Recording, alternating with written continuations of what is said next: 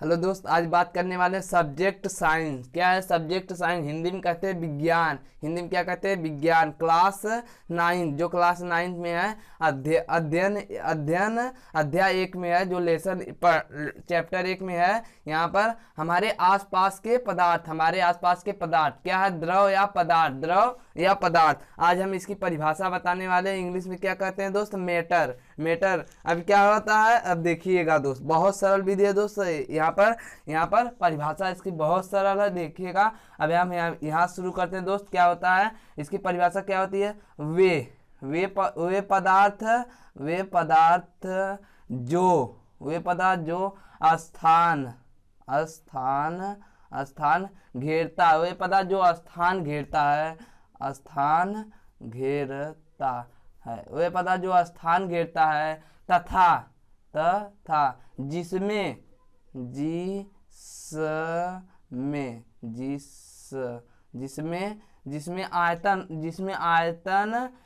क्या है? आयतन। यहाँ पर क्या लिखेंगे? आयतन एवं द्रव्यमान। आयतन एवं क्या होता है? द्रव्यमान।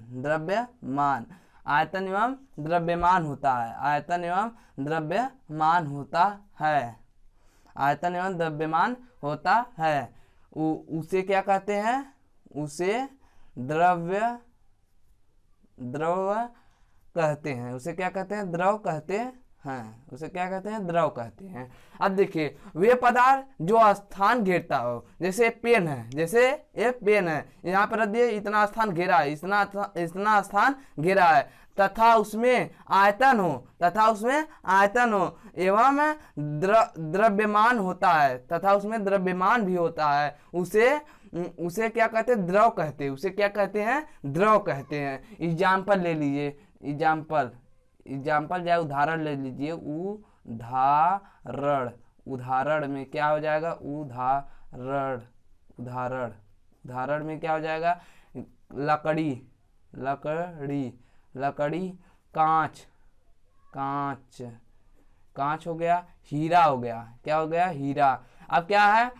अब बहुत से सारे होते हैं उदाहरण। अब क्या करना है हमें? अब क्या पढ़ना है? अब यहाँ देखेंगे पदार्थ से संबंधित महत्वपूर्ण पद। अब हमें क्या पढ़ना है? पदार्थ से संबंधित महत्वपूर्ण पद। ये किसका परिभाषा था? द्रव या पदार्थ। इंग्लिश में क्या कहते हैं? मैटर। अब यहाँ पे क्या है? अब हमारी पहला टॉपिक खत्म हुआ। अब दूसरा टॉपिक क्या है? यहाँ पे क्या हो गया? पदार्थ। हम यहाँ पे लिखेंगे पदार्थ से संबंधित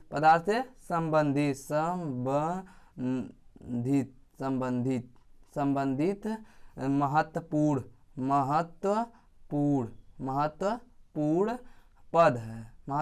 पद।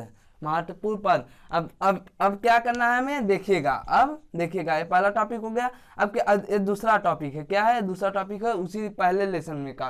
क्या है? अब देखेंगे क्या। अब हमें क्या पढ़ना है? द्रव्यमान। क्या पढ़ना है? द्रव्यमान। अभी इसको इंग्लिश में क्या बोलते हैं दोस्त? इसको इंग्लिश में बोलते हैं मास। इसको क्या बोलते हैं? मास। इसको इंग्लिश में क्या बोलते हैं? द्रव्यमान को मास। अब इसकी परिभाषा क्या होती है?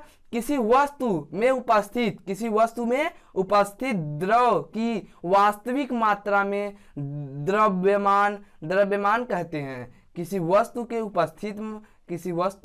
में उपस्थित द्रव की वास्तविक मात्रा में द्रव्यमान कहते हैं। अब इसकी परिभाषा ले लीजिए। देखिए क्या हो जाएगा?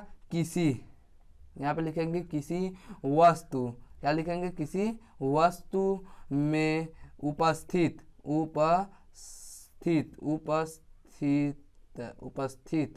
क्या हो जाएगा? उपस्थित। अब क्या लिखेंगे? द्रव। ये आपका हेडिंग है। क्या हो जाएगा? द्रव। अब हम लिखेंगे क्या? द्रव की वास्तविक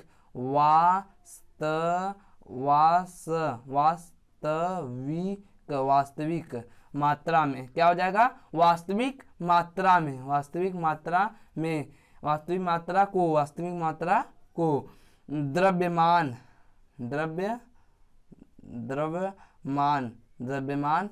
कहते हैं। अब यहाँ देखेंगे क्या कहते हैं, द्रव्यमान कहते हैं, द्रव्यमान कहते हैं। अब क्या लिखेंगे दोस्त, अब देखिएगा इतना हो गया ना। अब क्या करना है, अब इसकी परिभाषा हो गई, किसी वस्तु में उपस्थित द्रव की वास्तविक मात्रा को द्रव्यमान कहते हैं। अब इसका पहला स्टॉप देखेंगे क्या है, अब यहाँ पे देखेंगे क्या है पहला स्टॉप, यहाँ पर ऐसे करके लिखेंगे। देखिए दोस्त यहाँ पर है। अब क्या करना है हमें, अब देखिएगा दोस्त बहुत सरल विधि, बहुत सरल इसकी परिभाषा है। यहाँ पर देखिएगा यह वस्तु यहाँ पर हम पहले भी बता देते हैं, यह वस्तु का द्रव्यमान सदैव निश्चित होता है। यह वस्तु का द्रव्यमान सदैव निश्चित होता है। यह वस्तु का द्रव्यमान सदैव निश्चित होता है। हम लिखेंगे यह वस्तु का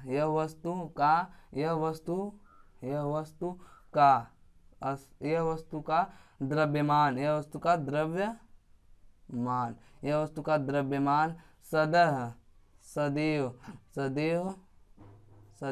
निश्चित होता है। क्या होता है, निश्चित होता है। निश्चित क्या होता है, सदैव निश्चित होता है। अब क्या करना है हमें, अब देखेंगे, अब दूसरा स्टॉप देखेंगे हमारा क्या है, पहला हो गया। अब क्या करेंगे, इसी का परिभाषा है। देखिए क्या है, इसका मान स्थान के परिवर्तन के साथ नहीं बदलता है, लेकिन इसको यम से दिखाया जाता है। इसको यम से दिखाया जाते हैं या प्रदर्शित किया जाता है। यम से प्रदर्शित किया जाता है या दिखते हैं। अब क्या लिखेंगे, हमारा यहाँ पर नेक्स्ट टॉपिक, दूसरा टॉपिक क्या है, अब देखेंगे इसका, हम यहाँ देखेंगे क्या है, इसका यहाँ पे लिखेंगे क्या, इसका मान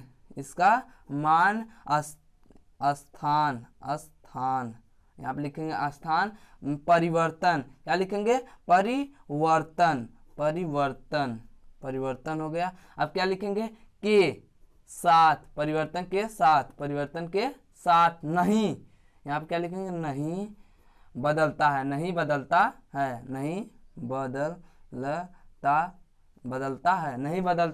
है। अब क्या लिखेंगे, नहीं बदलता है लिखेंगे। अब इसको किससे नाम पे, इसको किससे देखते हैं, इसको यम से देखते हैं। द्रव्यमान को किससे देखते हैं, यम से, इसके मास से देखते हैं। मास, द्रव्यमान की इंग्लिश क्या होती है, मास। अब क्या करेंगे, इसको यहाँ पे लिखेंगे, इसको यम से दिखते हैं, इसको यम से प्रदर्शित किया जाता है या दिखाते हैं, इसको यम से इसको यम से दिखाते हैं। अब क्या आ गया हमारा, दो टॉपिक खत्म कर दिए हमने। एक होता है द्रव या पदार्थ, मेटर, इंग्लिश में क्या है, मेटर। अब यहाँ पर हमारा द्रव्यमान, हमने दो टॉपिक यहाँ पर खत्म किए। मास, अब क्या है,